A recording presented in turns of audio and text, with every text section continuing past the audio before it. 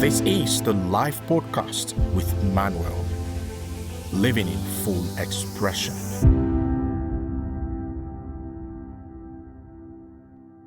Most people assume the ceiling is something that happened to them. A market condition, a timing problem, a skill gap, a lack of right connection. What nobody tells you, what the strategic content, the productive system, and the business models all skip over entirely is that the ceiling is almost always something you carry inside you. It was built before you were old enough to question it. It was drawn by someone else at a different time for a life that was not yours to inherit. And it has been operating beneath the surface of every plateau you have ever hit, every breakthrough you have almost had, and every version of success you have reached for and then inexplicably retreated from. This episode does not give you a new strategy. It gives you something far more valuable, a way of seeing the ceiling clearly from the first time, and a precise framework for dismantling it. Living in full expression does not mean working harder inside a smaller life. It means being willing to update the map.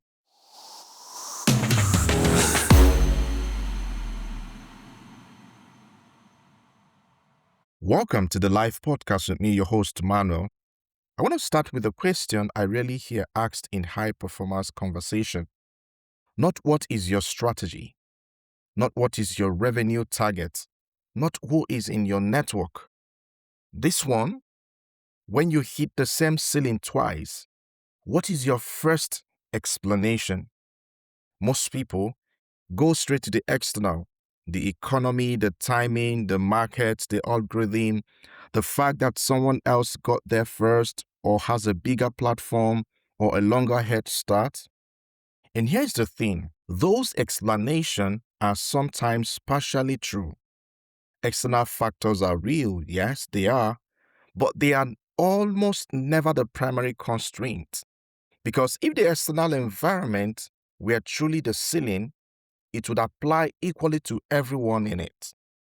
And it never does. And this is the reality. It always applies differently to different people. The difference is not the environment.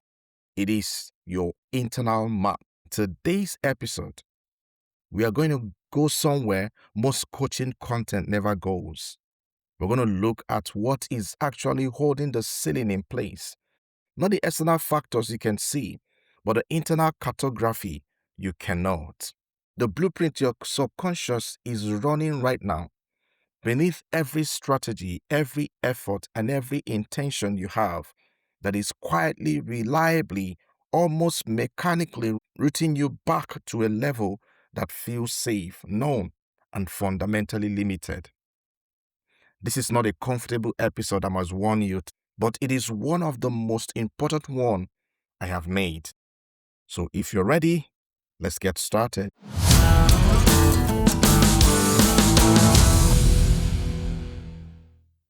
So here's the pattern. What the invisible ceiling actually is and how it operates. Let me describe a pattern that I see so consistently across the high performers, entrepreneurs, coaches, and executives that I've worked with and those I've also studied, and I have stopped being surprised by it and started being more interested in the specific shape it takes for each person. So here's the pattern.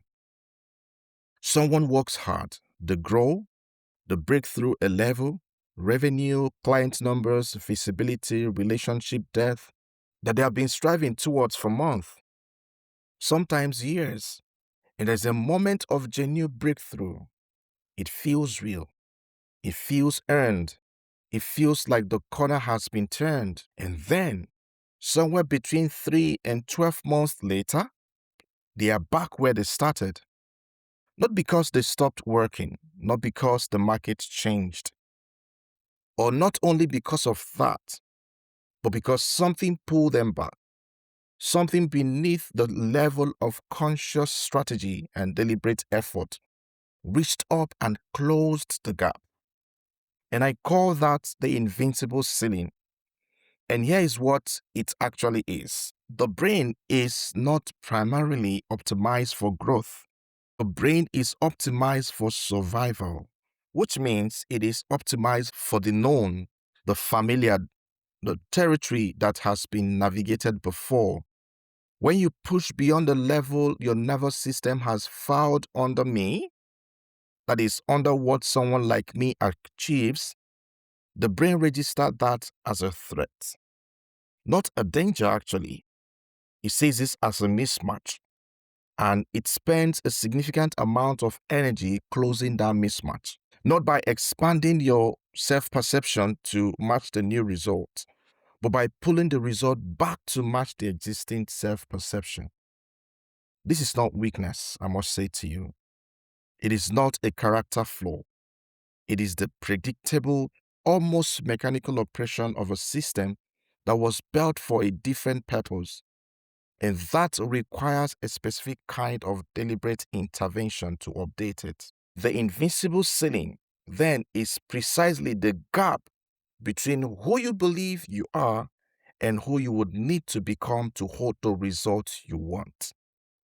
I want to repeat that again. The invincible ceiling is precisely the gap between who you believe you are and who you would need to become to hold the results you want. I don't mean achieving it. I mean to hold it, sustain it, inhabit it without the quiet anxiety of someone who believes they have wandered into a room they were not meant to be in. So here's what makes this particularly difficult to see. The ceiling is almost always invincible, not because you lack self-awareness, but because the explanations are always available. The external factors that explain the plateau are always real enough to be plausible. The market really did shift. The timing really was difficult. There really was something beyond my control. And those things are true. And they are not the primary constraint. The question that breaks the cycle is not what went wrong externally. It is what internal map produced exactly this pattern of results, consistently across time, regardless of which external strategy I deployed. Because the map is always older than the strategy, and it always wins. Now, I want to tell you about a man who spent 7 years in a room the world considers the beneath his capability, and he produced the most consequential intellectual work of the 20th century from inside it.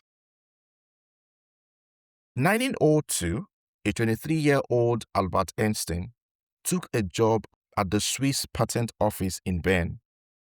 He was a technical expert, third class.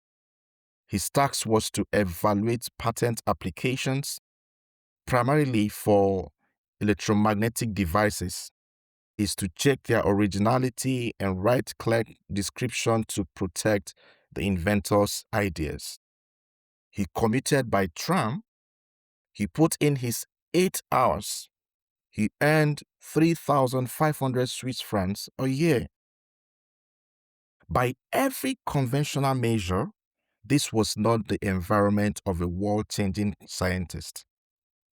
Einstein had failed to secure an academic position after graduating. He had been rejected for roles he applied for. In fact, his father had to use his personal influence with a friend to secure him this job at the patent office, a job Einstein then nearly lost before being confirmed in the position in September 1904. He was outside the academic establishment, cut off from the institutional machinery of professional physics, not publishing in the journal that would have built a conventional career. His son, Hans Albert, had been born in 1904. He was recently married. He was by any external metrics not a person operating at the level his ambition suggested. And then, Between March and September 1905, in what physicists now call his annus mirabilis, that is his miracle year, Einstein submitted 4 papers to the most prestigious physics journal in the world. Now, the first demonstrated the quantum nature of light. The second provided the first physical proof that atoms exist. The third contained the theory of special relativity, which redefined the relationship between space, time, and motion. And then the fourth described the most famous equation in the history of science, which is E equals to mc squared. Any single one of those papers would have been sufficient to build an entire scientific career. This is not hyperbole. This is the census of historians of science, the most extraordinary burst of the individual scientific creativity in modern history. Einstein himself described the patent office as his worldly cloister.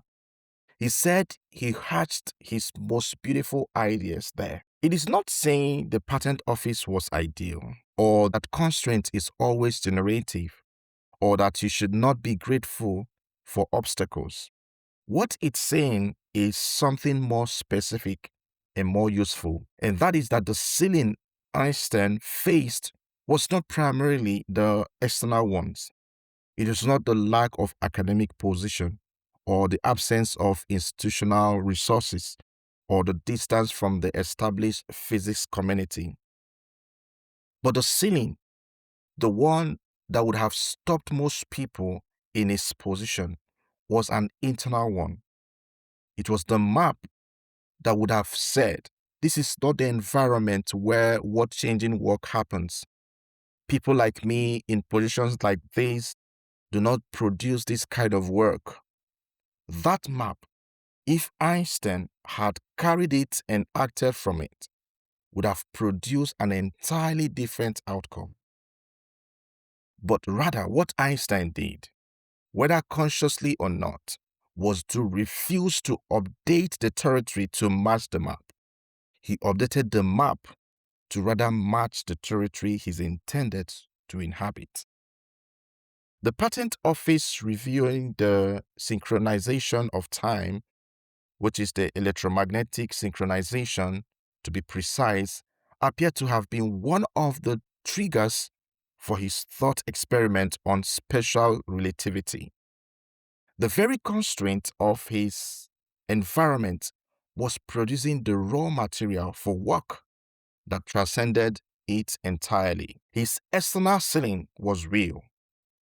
His institutional disadvantage was genuine, but the internal map, the one that said, I am the person who asks questions that have never been asked and stays with them longer than anyone around me think is reasonable, that map was running a different program entirely.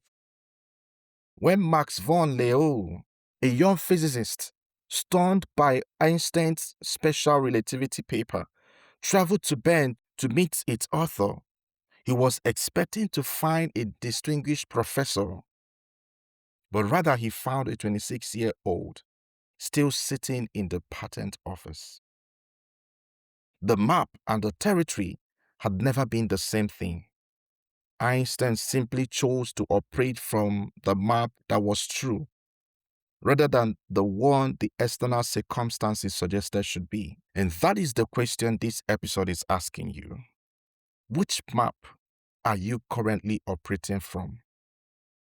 The one that reflects the territory you are capable of inhabiting, or the one that was drawn for you by someone else in a different time for a smaller life? So this is your coaching session. I don't mean the motivational content. I mean the actual work. And I want you to stop for a moment, wherever you are, if it's safe for you to do so, whatever you are doing.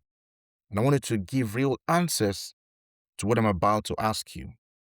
I don't mean the polished version. I mean the honest one. And I'm going to take it layer after layer so that we're able to go deeper. Now, layer number one is the surface awareness, which is naming the ceiling. Now, here is the first question, and it is deceptively simple. Where is the ceiling in your life right now? I don't mean the ceiling over your head. I mean the internal ceiling in your life right now. I don't mean the area. I mean the level. Not I struggle with revenue, but my income returns to X dollars, X pound every time, despite every periodic breakthroughs that I experience. I'm not saying I find visibility difficult, but my audience stores at a specific number consistently, regardless of what I change in my content. The ceiling is always specific. It has number, a pattern, or a consistent behavior that appear at the same threshold. If you cannot name it precisely, you cannot move it. So sit with this question until you have something specific, not vague, something you can specifically describe. Where is the ceiling? What level does your life keep returning to regardless of the effort you bring to breaking through it? Take a moment and name it. Now, here is the next question in this first layer. How long has this ceiling been in place? This is because duration matters.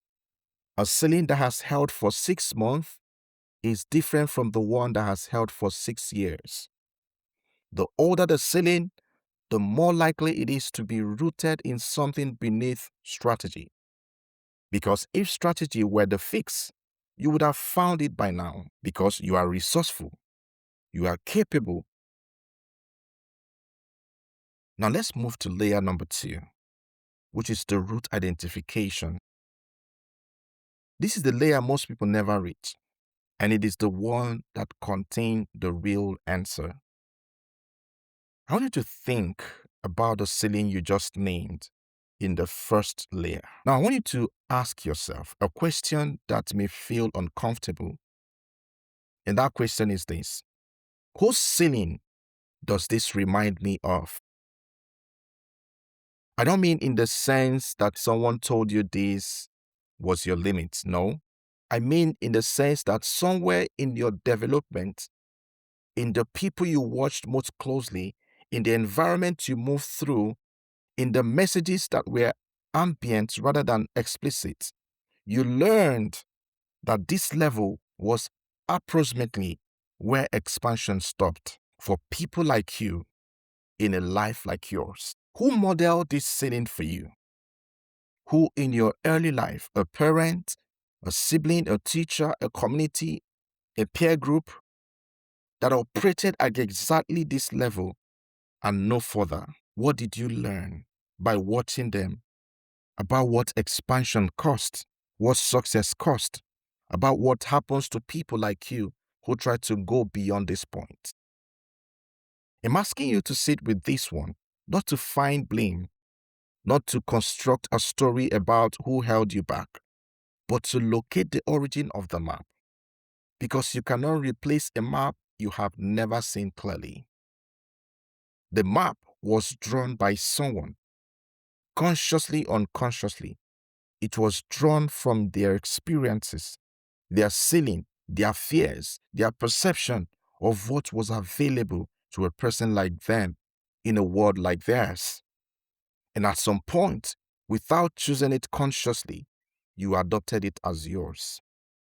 We are not required to keep living by someone else's cartography. And that takes me to layer number 3, the reorientation. Here is where this becomes practical. Because stressing the ceiling to its origin is not the destination, it's the beginning of the work. So I want you to imagine that the version of you who had broken through this ceiling were already operating. If the map had already been updated to show the territory you are capable of inhabiting, what would that person do this week that you are currently not doing? I want you to imagine that. Not eventually, I mean this week. One specific action. And I need you to name it Because the new map does not update through inspiration. It does not update through affirmation or aspiration. It updates through the nervous system receiving new data, through the body taking action that belongs to the person above the ceiling before the feelings of readiness arrives. The feeling of readiness is a lagging indicator. It actually follows the action. It does not precede it. Every time you wait to feel ready before taking the action that belongs to the next level, you are letting the old map run the decision. The gap action, the specific thing the person above this ceiling would do without hesitation, is what produces the data that begins to update the map. It is the tram ride that Albert Einstein took to the patent office every morning in a job that the conventional map said was beneath his destination, choosing to treat his cloister as a crucible rather than a ceiling. What is the gap action? I want you to name it. Give it a specific day this week. Not soon. A day. What action would close the gap between where you are right now and where you want to be? Now, I'm going to give you the moves to take that will change everything for you. These 3 moves, they are specific, ordered, and implementable this week. So here's move number 1. Map the ceiling. Before you can change anything, you need to see what you are actually dealing with. The mapping exercise is simple and takes less than 20 minutes. So what you want to do is to write the answer to 3 questions. The first question is this: where is my ceiling? And what level does my life consistently return to in the domain where I want to expand? The second question is this: how long has this ceiling been in place? And what strategies have I tried that have not moved it? The third question is this: whose ceiling does this most closely resembles in my history or in the people I watched most closely as I was forming my understanding of what was possible? You are not looking for a complete analysis at this stage. You are actually looking for the first honest naming of a thing that has been operating without examination. The first naming is where the ceiling stops being invincible. Then move number 2 is to redraw the map. The brain updates its blueprint through repetition and emotional charge, not through insight alone. The moment of clarity in this episode will not move your ceiling, but a consistently repeated, emotionally loaded alternative identity will begin to. Write an identity statement in the present tense, not I want to be or I am becoming, but 5 to 8 statement that begins with I am the person who. Then you describe the person who operates above your current ceiling, inhabiting the next level naturally, without the anxiety of someone who has wandered somewhere they do not belong. Make the statement specific, make them emotionally charged. Read them every morning and evening before you go to bed for 14 days. Not as an affirmation, but as a recalibration, as a deliberate instruction to the nervous system about who is already operating. Then move number 3 is to take the gap action. You need to identify one specific action that the person above the ceiling would take without hesitation, that you have been delaying, qualifying, or avoiding it. It could be a call, a prize, a room you have not believed you belong in, a conversation you have been managing rather than having. Take it before you feel ready. Give it a specific date, not this week. A specific day with a specific time. Because the ceiling does not yield to intention, it yields to the data point the nervous system receives when the body does something that belongs to the person above it and discovers that the territory on the other side is survivable, is available, was always there. Albert Einstein did not wait until the academic establishment confirmed his map was accurate before producing the work that made the map true. He operated from the map first, then the territory followed.